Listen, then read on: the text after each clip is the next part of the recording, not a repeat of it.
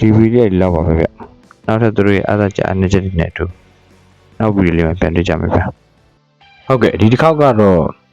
သူတို့ရဲ့အားသာချက်အနေချက်တွေကိုပြောပြပေးတော့ပါမယ်ပထမဆုံးဟီလူဂျင်တွေရဲ့အားသာချက်ကိုပြောပါမယ်သူတို့ကဈေးသက်သာမယ်စားတွေ့ရလက်ကူမယ်ဒီဇိုင်းကရွေးရှင်းမယ်ပြီးတော့တစ်ခါတလေနှင်းကြတဲ့အခါမှာသူတို့ရဲ့အဝါရောင်မီးကကောင်းကောင်းအလုပ်ဖြစ်မယ်သူ့ရဲ့အားနည်းချက်တွေကိုပြောရရင်တော့လင်းအောင်မိန်မယ်တရှိမခံတတ်ဘူးအဓိကမီးရပူစားတာပါ